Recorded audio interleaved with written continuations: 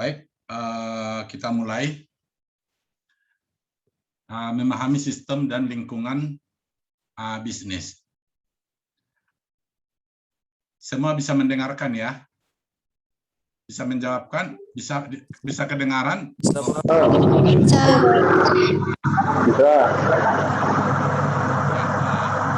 Tolong di mute ya, biar jangan terganggu ya.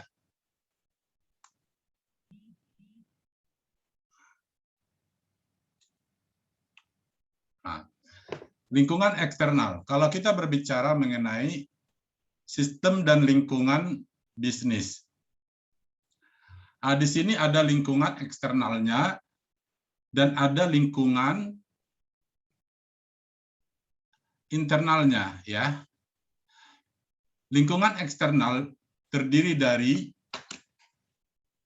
segala sesuatu yang berada di luar atas organisasi dan mempengaruhi organisasi tersebut, ya, yang ada yang dari luar organisasi. Nah, kita berbicara organisasi di sini adalah kita masuk dalam perusahaan, ya. Sedangkan lingkungan eksternal ini memainkan peran pasar dalam menentukan keberhasilan atau kegagalan suatu organisasi. Selanjutnya, batas organisasi adalah batas yang memisahkan organisasi dari lingkungan eksternal. Pada dasarnya, semua perusahaan sedang mempengaruhi dan dipengaruhi oleh multibisnis, dan batas-batas dari bisnis semakin sulit ditetapkan dan lebih rumit dikelola. Apa itu eksternal itu? Mari kita lihat selanjutnya. Ilustrasi dimensi lingkungan, ya. Ini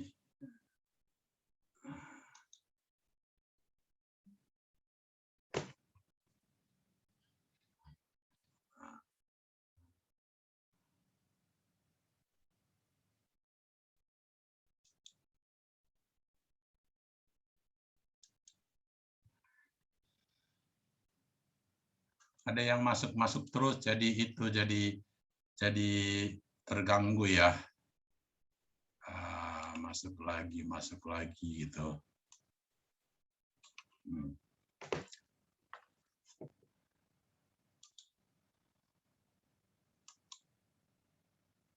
Nah, di sini kita bisa melihat ilustrasi dimensi lingkungan eksternal. Apa aja sih dari lingkungan eksternal daripada organisasi bisnis ini? Nah, ini adalah suatu organisasi. Ini adalah yang di tengah organisasi. Yang mempengaruhi dia apa? Mempengaruhinya apa nih? Yang pertama, lingkungan perekonomian. Nah, lingkungan perekonomian yang ada pada negara itu, ada yang terjadi pada dunia itu akan mempengaruhi organisasi bisnis kita. Yang ini lingkungan teknologi. Semakin maju teknologi, organisasi bisnis akan berpengaruh. Nanti kita akan jelaskan satu persatu. Apalagi yang mempengaruhi? Ya, lingkungan budaya, sosial budaya. Nah, udah ada udah slide-nya mudah-mudahan udah sempat dibuka ya. Organisasi bisnis yang lain ya, organisasi bisnis. Ini adalah pengaruh peluang yang muncul. Contohnya adanya outsourcing, ya. Terus lingkungan global, adanya perdagangan internasional. Lingkungan hukum politik, ya. Politik dan hukum juga akan berpengaruh kepada organisasi bisnis atau perusahaan internal, ya. Jadi inilah dimensi lingkungan eksternal yang Anda hadapi di dalam perusahaan Anda, ya, atau katakan Anda bekerja dalam satu perusahaan ini, atau katakan Anda memiliki bisnis ini, ya. Nah, jadi ini yang menjadi dimensi lingkungan eksternalnya. Kalau kita melihat tujuan utama sistem ekonomi Indonesia adalah pertumbuhan ekonomi dan stabilitas ekonomi. Nah, hal yang terjadi saat pertumbuhan ekonomi, yang pertama itu adalah output per kapita. Output per kapita ini jumlah barang dan jasa yang dihasilkan oleh sistem per orang naik dan sistem penyediaan relatif lebih banyak barang dan jasa yang diinginkan orang. Pertama per kapitanya dulu ya. Per kapitanya dulu kita artikan. Kalau per kapita itu apa sih? Berarti per kapita ini pendapatan negara dibagi dengan jumlah penduduknya ya. Dibagi dengan jumlah penduduknya. Jadi bisa dikatakan per kapita ini adalah pendapatan yang diperoleh tiap rata-rata penduduk kalau per kapita. Tapi di sini kita bahas di sini adalah pertumbuhan ekonomi dan stabilitas ekonomi. Di sini hal yang terjadi saat pertumbuhan ekonomi, output jumlah barang dan jasa yang dihasilkan. Jumlah barang yang dihasilkan secara nasional dibagi dengan jumlah penduduknya. Ya, rata-ratanya berapa? Itu berpengaruh nggak kepada kesejahteraan ekonomi? Berpengaruh, karena makin banyak produk yang dihasilkan negara, makin banyak jasa yang dihasilkan negara, perekonomian negara itu akan semakin membaik. Ya, jadi itu. Sedangkan yang kedua, orang mendapatkan manfaat dari standar hidup yang lebih tinggi. Mereka dapat membeli banyak barang dan jasa dengan mata uang mereka. Ya. Semakin tinggi pertumbuhan ekonomi suatu negara, mengidentifikasikan tingkat kesejahteraan rakyat yang tinggi pula, ya. Pertumbuhan ekonomi suatu negara mengindikasikan tingkat kesejahteraan rakyat yang tinggi pula, semakin tinggi maksudnya. Nah, faktor-faktornya apa? Faktor yang bisa terjadi dijadikan indikator pertumbuhan ekonomi adalah, di sini ada 4 nih faktornya nih. Yang pertama itu GDP ini apa ini? Gross domestic ya, gross domestic product. Gross domestic product atau produk domestik bruto ya. Produk domestik bruto. Yang kedua, pendapatan real per kapita.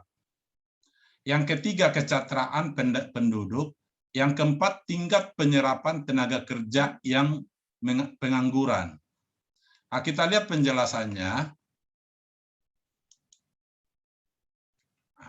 Produk domestik bruto, nilai total barang dan jasa yang diproduksi ya. Produk domestik bruto ya.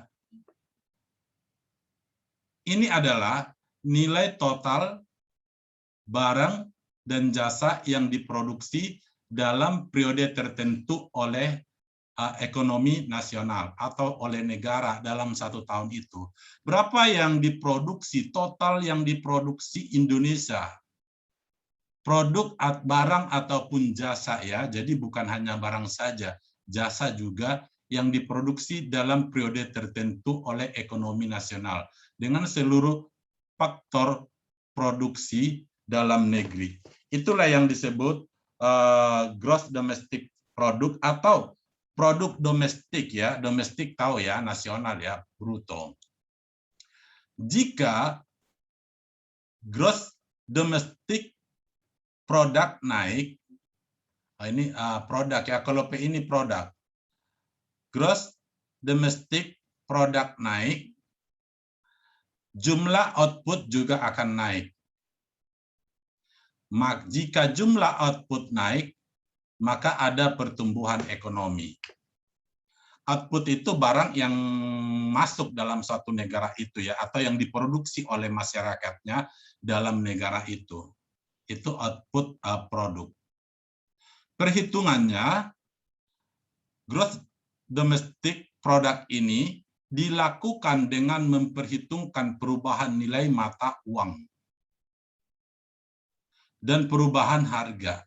Dengan membuat penyesuaian itu, maka yang perlu dilihat adalah gross domestic product dan keseimbangan daya beli. Prinsip bahwa nilai tukar ditetapkan sedemikian rupa sehingga harga produk yang sama di negara berbeda atau kurang lebih sama.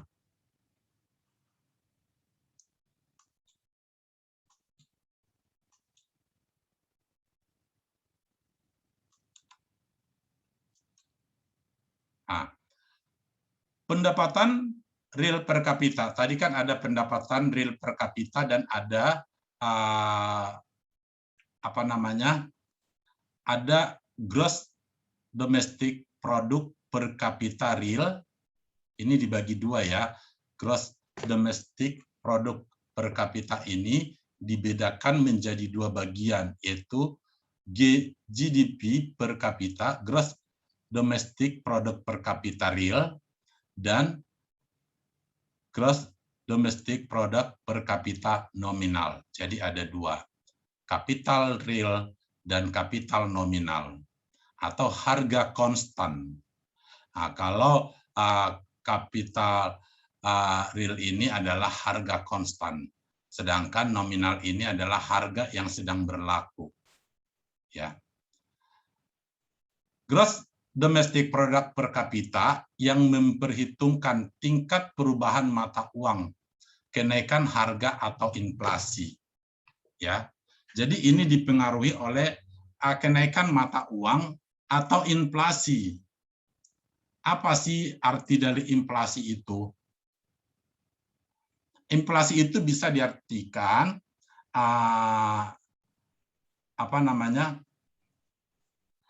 harga naik secara terus-menerus, secara menetap, ya, atau penurunan nilai mata uang. Harga naik secara terus-menerus ya, inflasi ya. Jadi kalau dalam satu negara itu kok harga secara keseluruhan naik sih, dan ini berkelanjutan dan tetap gitu, itu namanya inflasi. Tapi kalau harga naik secara massa, misalkan ada hari-hari besar, ada hari-hari tertentu, katakan itu bukan inflasi, ya. Dan dia akan dipengaruhi nilai mata uang juga, nilai rupiah terhadap dolar. Sedangkan kalau gross domestic per kapita nominal, harga yang sedang berlaku. Jadi harga yang sedang berlaku pada saat ini yang tidak memperhitungkan tingkat perubahan mata uang, kenaikan harga, inflasi, dia tidak memperhitungkan itu. Ya pokoknya ya berapa harga sekarang itu aja yang dibuat. Rumusnya ya, rumusnya kita lihat nih. Ini Anda bisa lihat rumusnya ini. Nah, di slide yang saya kirim. Rumus gross domestic product per kapita ini, gross domestic product tahun X. Tahun X ini ya terserah tahun berapa yang Anda harus hitung. Kalau tahun 2020 ya tahun 2020.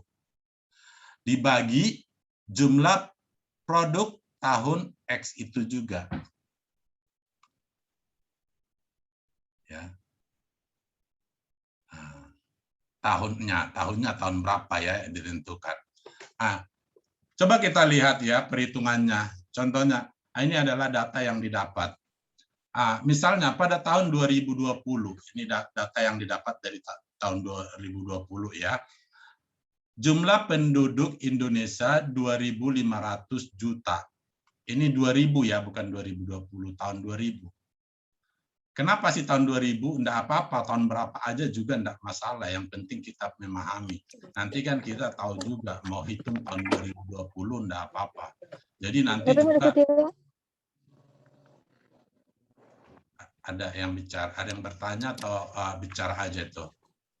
Nah, tolong di-mute ya, biar jangan mengganggu temannya. Nah, ini bisa tahun berapa aja juga bisa, tapi kita lihat ini data kebetulan dapatnya tahun 2000. Dan Anda juga nanti bisa melihat, misalkan saya tanya, coba dulu hitung gross domestic product di tahun 2020. Anda bisa cari datanya. Ya. 2019 Anda cari datanya, 2018 dan tahun berapa yang ditentukan Anda bisa mencari datanya, yang penting sudah tahu cara menghitungnya. Nah, GDP aja saya bilang ya, per kapita real pada tahun 2020 itu mencapai 373,6 miliar rupiah, yang sesuai dengan data yang ada ya, sesuai data yang ada, harga konstannya. Nah, ini dibagi dengan jumlah penduduk, berarti pendapatan ini, jumlah produk ini dibagi dengan jumlah penduduk ini, hasilnya ini, atau kalau dikalikan itu 100 itu ini jadi pendapatan per kapita Indonesia pada tahun 2000 sebesar 1.871. Jadi ini real yang didapat per orang loh ya. Itu 1 bulan atau satu tahun? Ini 1 tahun. Ini 1 tahun. Berarti kalau kita hitung jumlah penduduknya segini, enggak ada segini dong penghasilannya setiap orang ya. Enggak ada. Karena pada tahun 2000 itu saya tahu kalau UMP di mana ya, di Jakarta lah saya katakan, itu kan masih 1.300.000-an ya. Nah, jadi ini udah tinggi, 1.300.000. Tapi apakah semua penduduk mendapat segini? Nggak ada. Ada yang 1.000 kali ini, tergantung personalnya. Ada 1.000 kali segini, kali 1.000 yang dimiliki satu orang. Tapi ada berapa ratus orang nggak ada penghasilan sama sekali. Tapi ini kan hanya rata-rata saja. Jadi apa namanya, gross domestic product-nya aja, ini gross domestic product-nya aja. Ini yang diproduksi. Kalau dihitung jumlah penduduknya dengan jumlah yang produksi barang atau jasa di Indonesia. Pendapatan sebesar ini merupakan pendapatan rata-rata untuk 1 tahun yang dimiliki orang Indonesia. Jadi bukan 1 bulan. Sedangkan yang B, gross domestic product per kapita nominal 1.201.427,8 miliar rupiah. Nih hasilnya yang didapat ya pada tahun 2020, kapital nominalnya. Jumlah penduduknya berapa tahun 2000 itu? 2.500.000. Sehingga ini hasilnya adalah 5.860.623 kalau nominalnya. Hampir 3 kali lipat dari per kapita realnya. Ya. Nah, nanti kalian bisa, mungkin Anda kalau di slide Zoom ini kurang jelas, nanti Anda bisa lihat lagi di slide Anda itu ya, cara perhitungannya bagaimana.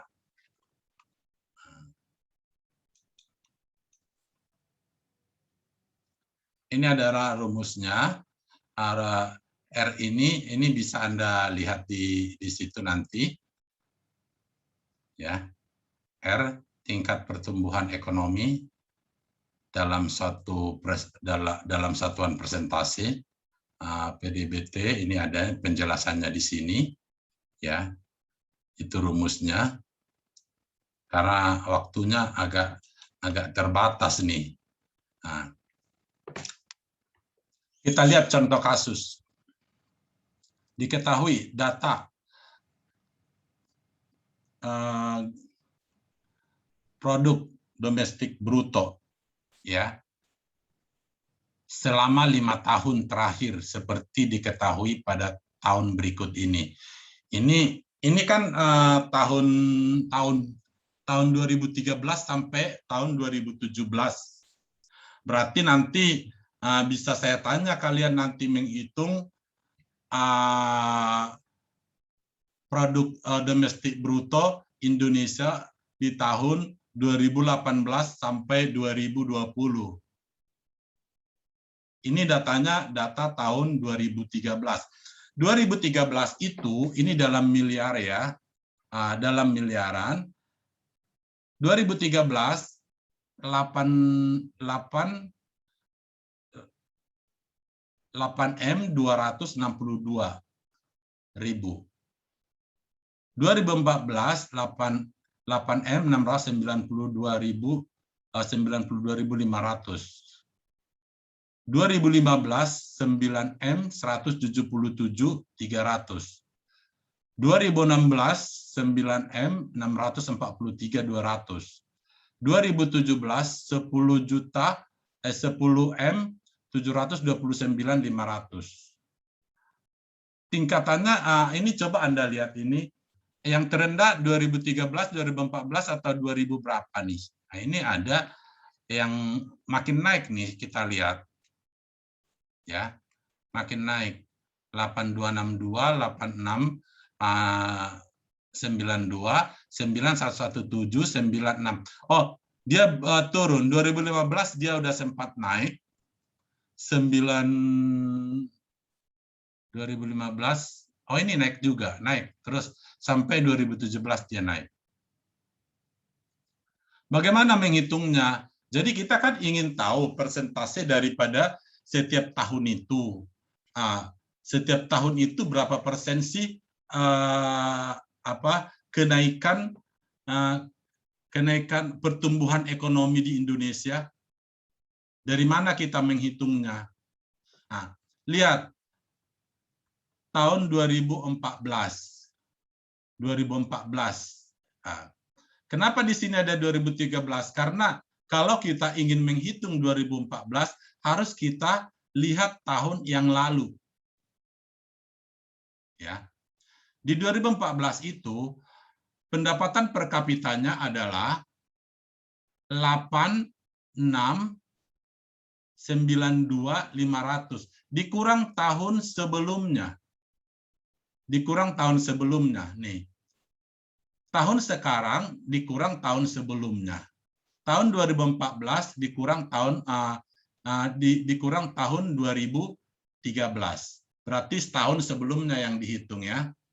Nah, itu setelah dikurangkan dibagi mana? Nah, dibagi dengan tahun 2013 itu juga, tahun yang sebelumnya, dikali 100%. Berarti pertumbuhan ekonomi dari tahun 2013 ke tahun 2014 itu berapa persen? 5,2% pertumbuhan ekonomi di tahun 2014. Jadi harus lihat tahun yang lalu. Kalau kita melihat pertumbuhan ekonomi dalam tahun ini. Kita melihat tahun 2015, berapa persen pertumbuhan ekonomi? Kalau kalian mau lihat pertumbuhan ekonomi di 2015, lihat produk domestik bruto di 2014 berapa? Dan di tahun 2015 berapa? Tahun 2015 itu 9.177.300. Nih, ini datanya ada. Bisa Anda lihat nanti, di apa namanya? Di slide Anda. Dikurangin dulu setelah Anda dapat dalam tahun ini, kurangin tahun sebelumnya, yaitu tahun 2014. Nih, setelah Anda kurangi hasilnya berapa, bagikan lagi dengan tahun berapa yang dibagikan. Tahun sebelumnya juga dikali 100%, sehingga pada 2015 itu pertumbuhan ekonomi 5,6%. Jadi tahu ya perhitungan ini ya. Perhitungannya seperti itu aja. Ini bisa kok Anda lihat contohnya perhitungannya. 2015 itu 5,1%, 2017 itu 11,3%.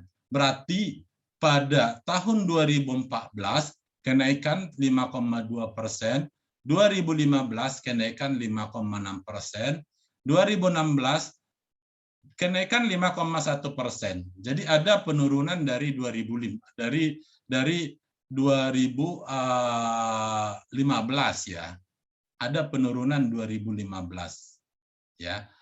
Terus di 2017 itu sangat tinggi, perekonomian di Indonesia bagus sehingga pencapaian pertumbuhan ekonomi itu sampai 11,3%.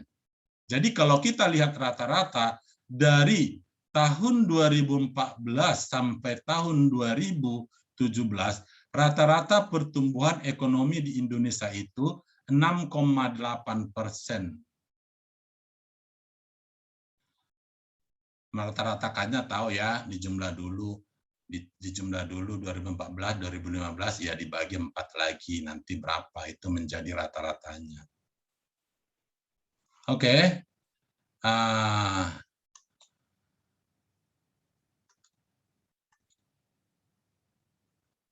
Lanjutnya.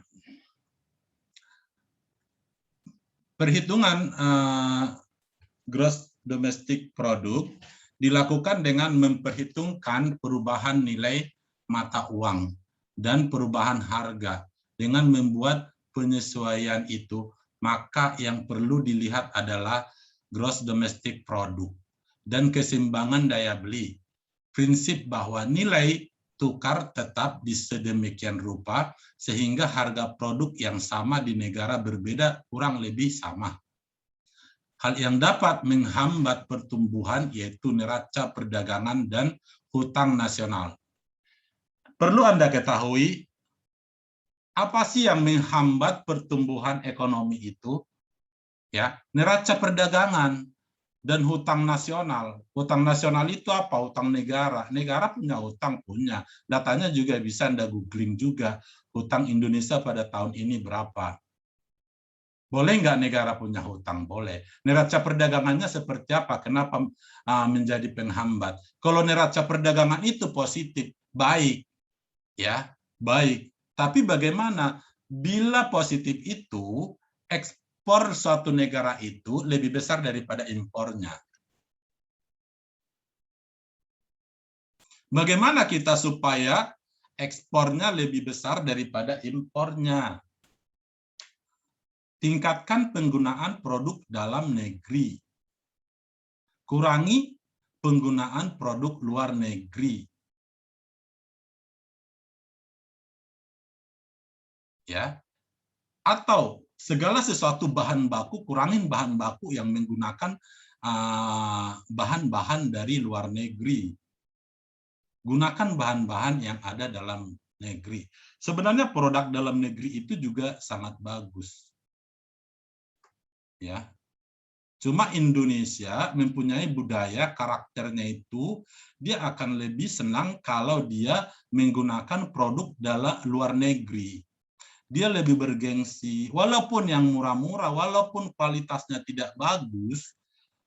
Kalau di Indonesia ini, oh ini saya beli dari Italia loh, gitu. Oh ini saya beli dari Jepang loh. Oh ini saya beli. Dia senang. Padahal yang dipakai itu juga tidak bagus. Tapi karena menganggap negara lain itu adalah lebih bagus dari negaranya. Itu kebanyakan orang Indonesia seperti itu. Makanya Indonesia agak lambat majunya. Sama manusia-manusianya juga seperti itu. Misalkan artis-artis di Indonesia jarang lah kalau produk dalam negeri dia atau orang asli Indonesia. Ada sih, tapi kebanyakan adalah campuran. Kenapa? Karena orang Indonesia melihat orang itu lebih bagus daripada dirinya sendiri. Kenapa sih bukan negara kita seperti negara-negara lain gitu? Jadi Anda juga nanti kalau pebisnis atau ada pejabat, ya kenapa sih bukan negara Anda yang Anda utamakan? Kenapa harus orang-orang dari negara lain contohnya? Ya, bukannya kita benci dengan negara lain, enggak. Maksud saya, kenapa enggak seperti mereka diprioritaskan dulu negara mereka, baru negaranya. Diprioritaskan dulu produk mereka, baru produknya sendiri. Baru produk orang lain. Bukannya mereka tidak mau menggunakan produk lain, tapi selalu mengutamakan. Tapi yang paling lebih fatal contohnya Jepang. Jepang itu apapun harus produk mereka yang digunakan. Walaupun mereka di sini PMA, penanaman modal asing Jepang di Indonesia, segala sesuatu produk yang harus digunakan mereka itu harus dari bahan-bahan dari Jepang. Ya, sehingga mereka mempertahankan produknya mereka itu. Kalau Indonesia kan tidak, ini buatan Indonesia. Ada, enggak semuanya, tapi kebanyakan masyarakat Indonesia seperti itu. Coba kalau dikasih oleh-oleh produk dalam negeri, kurang tepat. Tapi kalau dibeli dari luar negeri, senang. Neraca perdagangan negatif bila impor lebih besar daripada ekspor. Inilah yang membuat perekonomian kita itu semakin memburuk.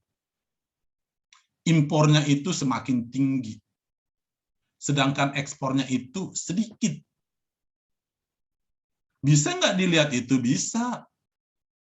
Produk yang kita impor ke Indonesia itu bisa di bea cukai, ada semua datanya. Yang kita ekspor apa? Ada. Jadi neraca negatif merupakan defisit perdagangan. Defisit itu apa? Kerugian ya. Jadi Anda harus paham dalam hal itu di dunia bisnis ini. Tapi kadang nggak salah juga. Karena kalau dia impor produk-produk dari luar itu kadang lebih murah. Itulah yang membuat kadang. Kenapa masyarakatnya? Jadi kalau misalkan negara bertanya kenapa masyarakatnya dari luar, ya kita kalau impor dari luar, produk-produk yang mau kita jual di Indonesia itu jauh lebih murah dan lebih mahal kalau dijual. Jadi secara personal kan masyarakat itu ingin menguntungkan dirinya sendiri, ingin memenuhi kebutuhannya. Contohnya kalau kita mungkin Anda beli barang melalui Alibaba, itu kan murah-murah itu. Ya. Kadang di Indonesia kita beli bisa 250.000, tapi kalau kita beli dari produk dari Alibaba itu yang dari Cina ya, itu cuma kadang 25.000.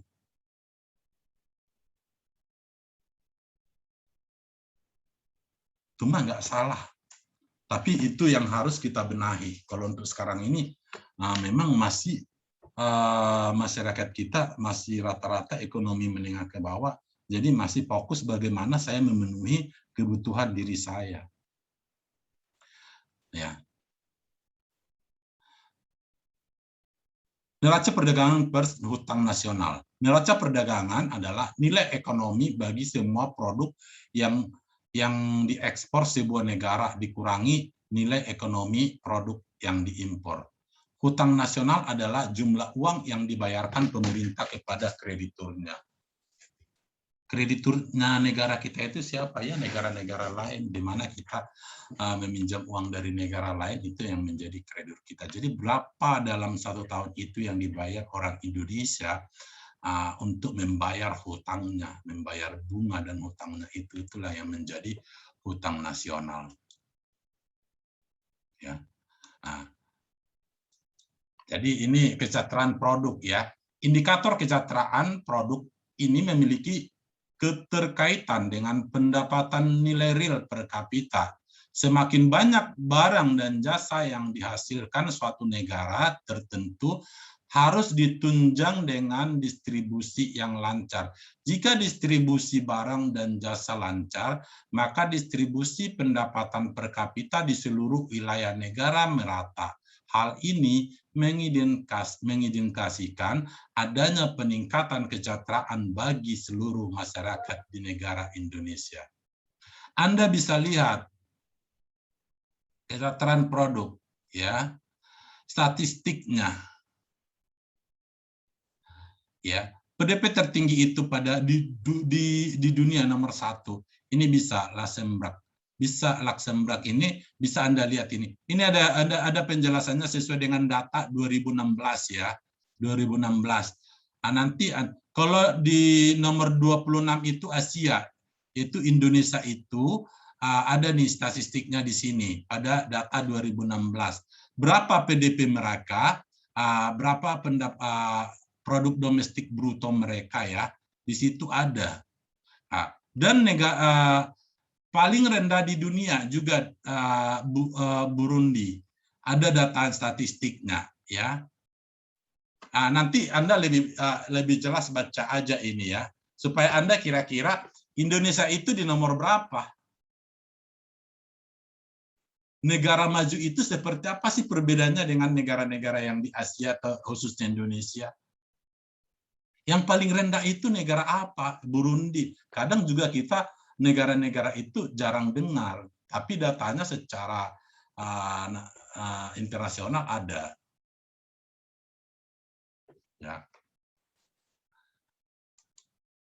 Ketika tingkat penyerapan tenaga kerja dan pengangguran, ketika lapangan kerja tersedia sehingga tingkat penyerapan tenaga kerja tinggi, saat itulah negara mengalami pertumbuhan ekonomi.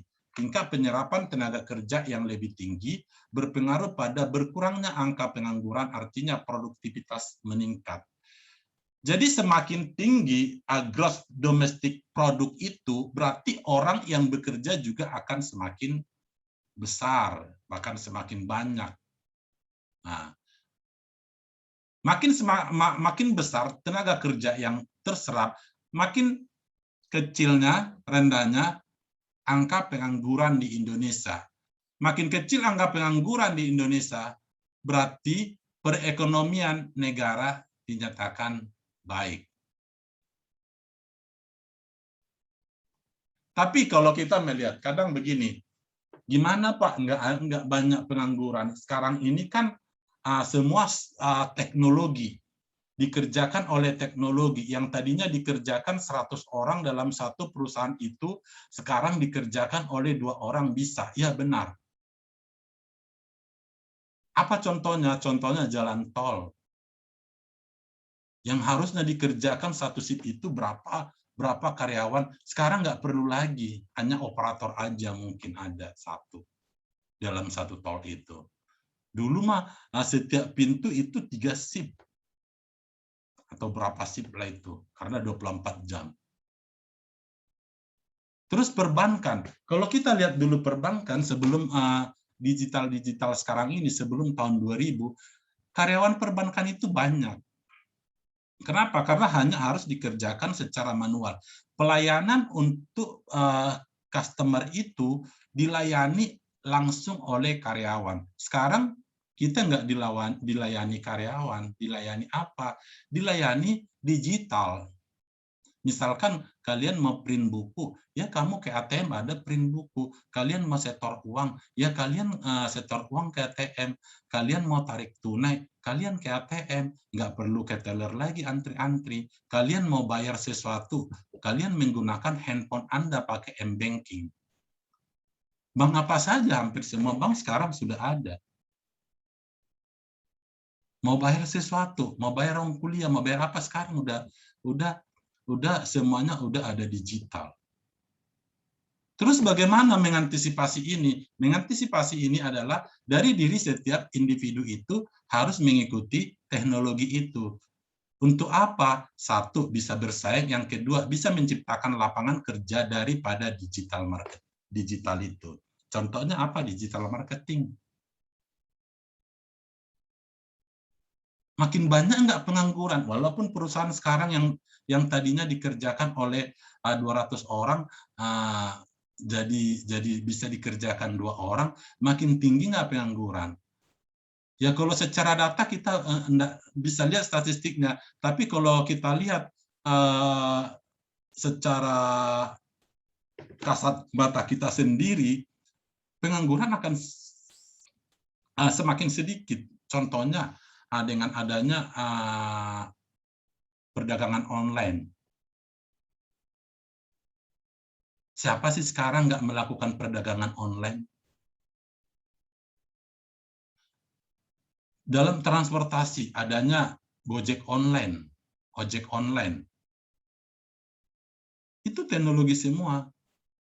Jadi apapun kita mau cari uang, aku jual ini, segala sesuatu bisa kita gunakan. Sehingga, jadi kalau dikatakan pengangguran itu, bukannya harus orang yang tidak bekerja dalam satu instansi. Kalau Anda menjalankan satu bisnis Anda, misalkan digital marketing ya, marketing online, itu Anda bukan pengangguran namanya. Anda sudah bisa menghasilkan uang. Jadi wira swasta itu bukan pengangguran namanya. Jadi jangan kita menganggap, oh saya nggak bekerja di instansi oleh pemerintah, saya nggak bekerja di instansi swasta, tapi saya bisa menghasilkan uang dengan berdagang, dengan apa. Berarti saya pengangguran. Enggak. Itu enggak pengangguran namanya. Ya.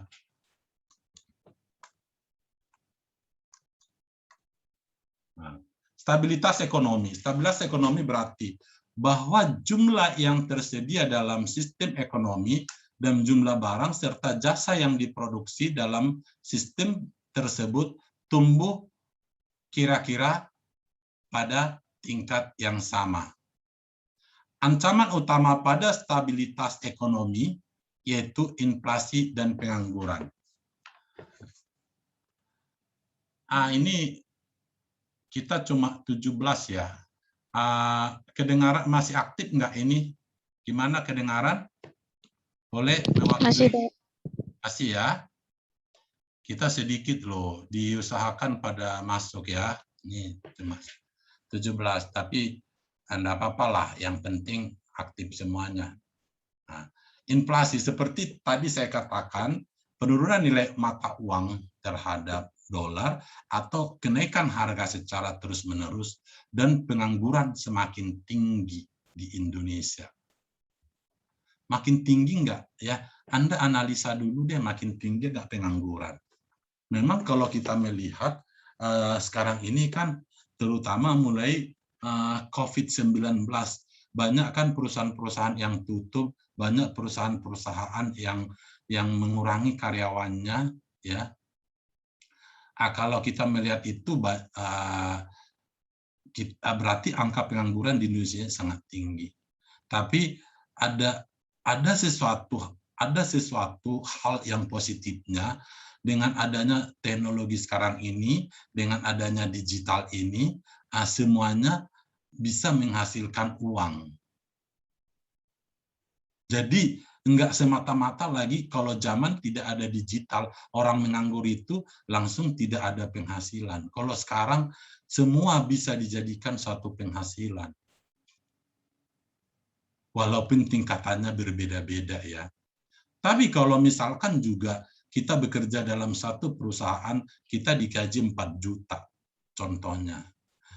Saya rasa dengan digital sekarang ini, kita cari 4 juta, duduk-duduk di tempat tidur, main apa, online apa, segala sesuatu, lebih dari situ bisa kita capai. Yang penting kita fokus. Fokusnya seperti apa? Bagaimana fokusnya kita dalam satu pekerjaan kita dalam instansi itu, ya kita fokus juga seperti itu.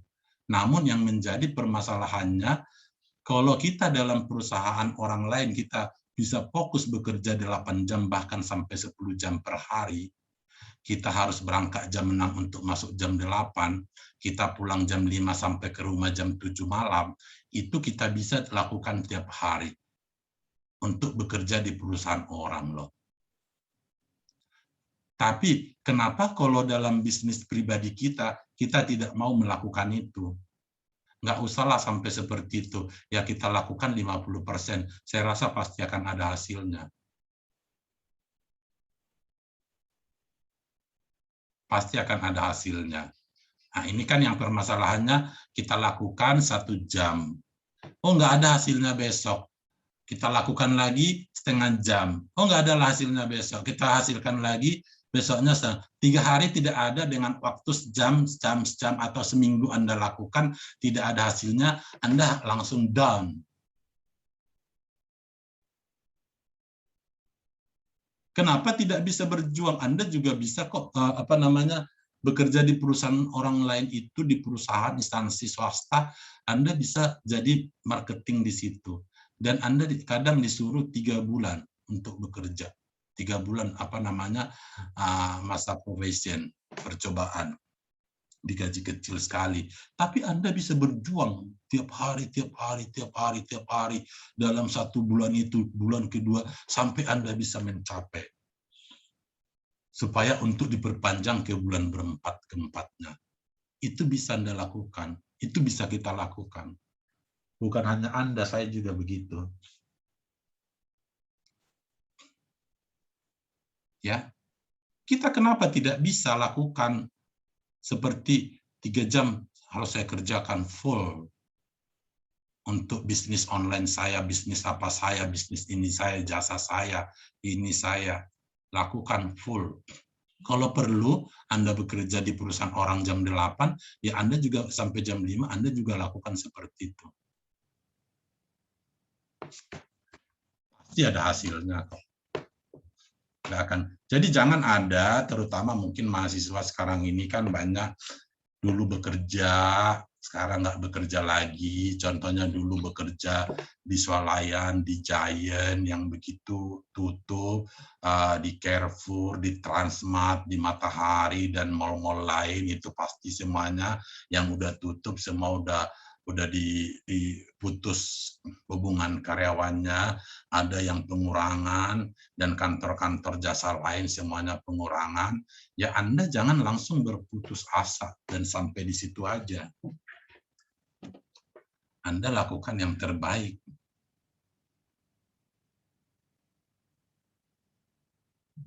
Ya. Anda lakukan yang terbaik dalam diri Anda. Pengangguran adalah tidak adanya pekerjaan bagi mereka yang aktif mencari pekerjaan. Pengangguran dapat terjadi karena adanya resesi. Periode menurunnya jumlah output yang diukur oleh gross domestic product real, dan juga depresi atau resesi yang parah dan berlarut-larut. Nah, ini data statistik tenaga kerja dan pengangguran di Indonesia tahun 2016, 2017, 2018, tenaga kerja, penduduk usia kerja, bukan angkatan kerja, tenaga kerja, ini ada datanya di situ, bisa Anda lihat. Anda perlu saya jelaskan satu persatu lagi. Dengan jumlah total penduduk sekitar 260 juta orang, Indonesia adalah negara berpenduduk terpadat keempat di dunia. Keempat di dunia, setelah apa? Setelah Cina, India, dan Amerika Serikat. Selanjutnya, negara ini juga memiliki populasi penduduk yang muda, karena sekitar setengah dari total penduduk Indonesia berumur di bawah 30 tahun. Kita keempat loh. Jadi parah kita. Kalau Amerika dan Cina, mereka itu masih maju perekonomiannya. Jadi mau sepadat apapun penduduknya itu, masih hidup dengan sejahtera. Yang lebih parah itu adalah Indonesia dengan India nih. Penduduknya banyak, tapi perekonomiannya merosot. Nah, perangkat kebijakan perekonomian. Pemerintah mengelola ekonomi melalui dua perangkat kebijakan, yaitu melalui kebijakan fiskal dan kebijakan moneter. Kebijakan fiskal ini yang dibuat pemerintah untuk mengarahkan ekonomi suatu negara melalui pengeluaran dan pendapatan berupa pajak. Apa sih pendapatan negara yang tertinggi? Pendapatan negara yang tertinggi itu adalah pajak. Pajak pendapatan. Pajak itu dari mana? Dari pembelian, dari penjualan, dari penghasilan masyarakat. Semua dikenakan pajak. Itu tujuannya untuk apa? Untuk pembangunan nasional. Ya. Kebijakan moneter ini berfokus pada pengendalian ukuran pasokan uang negara untuk mencapai tujuan nasional, seperti menahan inflasi dan mendorong pembangunan nasional. Ya. Nah, teknologi merujuk pada semua cara yang digunakan perusahaan untuk menciptakan nilai bagi konstituen mereka, termasuk pengetahuan manusia, metode kerja, peralatan fisik, elektronik, dan telekomunikasi, serta berbagai sistem pengelolaan. Kategori umum dari teknologi yang berhubungan dengan bisnis adalah teknologi produk dan jasa, serta teknologi pengelolaan bisnis. Ini contohnya teknologi produk dan jasa. Adanya transportasi yang sudah canggih sekarang ini, Gojek. Kita tinggal di rumah saja sekarang kita bisa panggil. Dulu tidak ada, dan biayanya juga semakin rendah ongkosnya. Ini menyerap juga ini tenaga kerja. Sekarang jadi banyak orang bekerja dengan adanya Gojek online, ojek online ini. Dalam perbankan apa? Teknologi produk dan jasanya apa? Adanya internet banking. Seperti yang tadi saya bicarakan, bahwa segala sesuatu itu kita di bank itu bukan dilayani oleh karyawan bank lagi, tapi kita dilayani oleh digital mereka, teknologi mereka. Kecuali ada hal-hal yang vital yang memang harus dilayani oleh langsung petugas banknya. Tapi kebanyakan untuk pelayanan pada nasabah itu sudah menggunakan teknologi, yaitu dengan internet banking dan yang lain-lain. Di dalam satu perpajakan ada filing. Filing ini adalah suatu bagian aplikasi atau teknologi pajak ya, di mana kalau kita lapor SPT itu tidak perlu lagi ke kantor pajak, kita lewat sistem aja. Di situ udah ada dan sederhana penggunaannya. Ya. Kita mau PKP, kita dari sistem mereka sudah bisa. Kita bikin NPWP bisa langsung. Lapor pajak tahunan, tahun bulanan, semuanya bisa langsung. Bikin faktur pajak, semuanya bisa langsung. Sudah secara online. Itulah makanya juga semua tenaga kerja itu sudah mulai berkurang dan kita dilayani oleh sistem-sistem aplikasi atau teknologi-teknologi yang telah ditentukan oleh perusahaan. Ya. Teknologi pengelolaan bisnis. Nah, ini ada supply chain management, sekumpulan aktivitas, customer relation management, enterprise research planning. Ya, Anda bisa pelajari ini, ya. Nah, ini sekumpulan aktivitas. Ini takutnya nanti waktunya habis karena jam 21. Ini peranan lingkungan sosial ya, peranan lingkungan sosial dalam bisnis. Lingkungan sosial mencakup kebiasaan adat istiadat.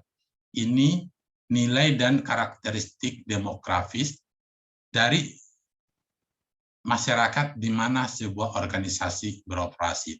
Proses sosial budaya menentukan barang dan jasa serta juga standar perilaku bisnis yang menghargai dan diterima.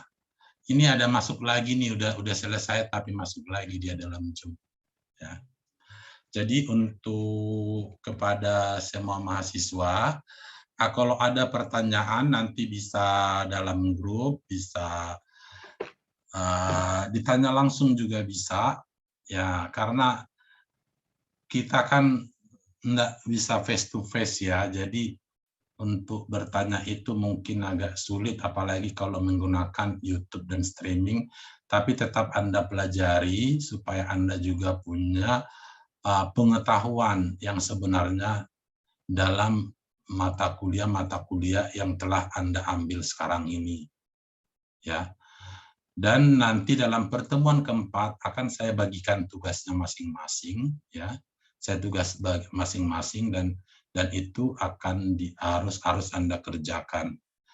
Mohon untuk tidak lupa absen, ya. Mohon tidak lupa absen, tetap absen lewat syakat, ya.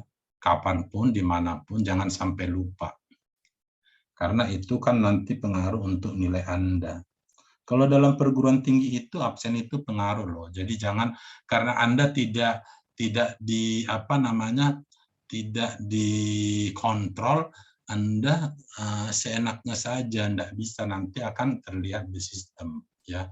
Jadi kesadaran itu harus timbul dari diri Anda sendiri. Nah, untuk itu kepada semua mahasiswa, sampai di sini pertemuan kita malam ini. Selamat malam. Salam sejahtera. Assalamualaikum warahmatullahi wabarakatuh. Selamat beristirahat. Terima kasih. Terima kasih, Pak. Ya, terima kasih. Nggih, Pak. Terima kasih, Pak. Ya, silakan. Assalamualaikum. Waalaikumsalam.